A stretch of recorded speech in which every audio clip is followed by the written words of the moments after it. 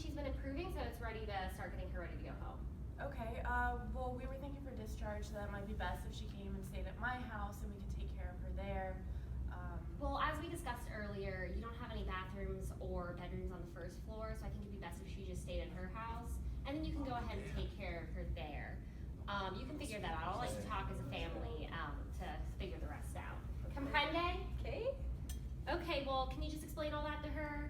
All right, thanks. Have a nice day.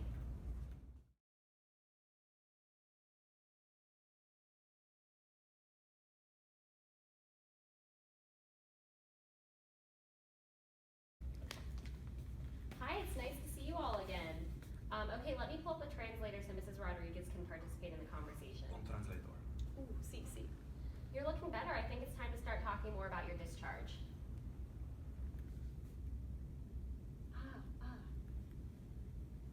So as you can see, Mrs. Rodriguez has made some great improvements since the stroke. She may be ready to go home pretty soon here.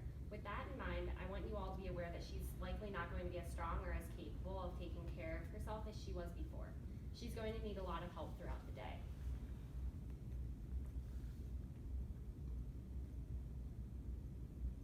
Oh, sí. Sí, yes, sí.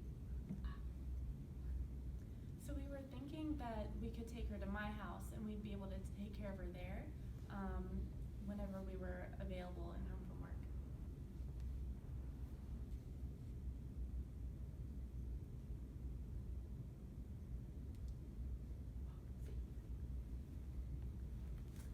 My only concern after we discuss the layout of the houses is that the bathroom and bedroom are both upstairs in your house. I recommend that she stays at home and we work out a schedule for all family members to come by and contribute to the care so no one's feeling overwhelmed. What are your concerns about this plan?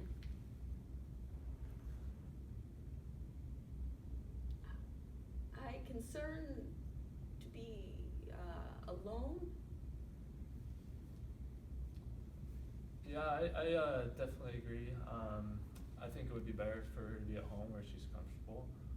But I'm uncomfortable with her being alone because I work long days. I work 12-hour shifts, and of course I can help when I'm at home at nights, but I just am concerned about her being alone throughout the day. Sí, 12 hour. Oh. Thank you. I agree. I can also help. I work construction during most days, but I can stop in periodically. However, my kids can come over after school and see her most days during the week.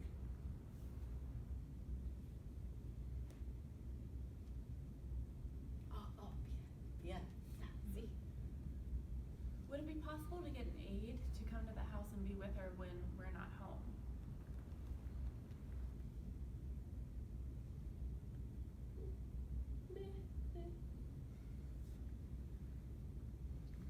Yes, we can look into aides as well as beginning home health OT and PT. I would like to speak to you all separately about some concerns I have for you all, but first let's make sure your mom understands.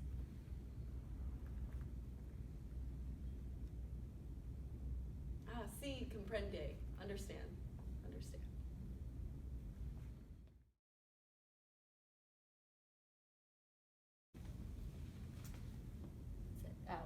Okay, so I just wanted to let you all know that this transition is not just about your wife or your mom. This is about the whole family. Taking on a caregiving role is a very important responsibility and can involve a lot of work. Well, if it's really that much work, would it be better for us to just put her in a home? I mean, I don't know if any of us really have enough time in the day to be taking care of her all the time. I understand that you are concerned with the amount of time it would take to care for your mother. Nursing homes are there as a potential option. However, this can become very costly for the family. When done properly, helping your mom to recover in the comfort of her own home can end up being a wonderful experience for everyone. My recommendation is that you go with what we were talking about before, and I'll take turns chipping in. But of course, in the end, it's completely up to you. I think you're definitely right. I think I'm confident we can make this work between us. Wonderful. We'll continue to work with you and your wife to make sure you all feel comfortable helping her climbing the stairs, eating, and moving around the home before she's discharged. Something that I want to mention is a thing called caregiver burden. This happens when too much responsibility gets placed on too few people, or when you don't take enough time for yourselves. I think it would be beneficial if we talked about making sure that all of you have a good balance between work, helping your mom, and other important activities.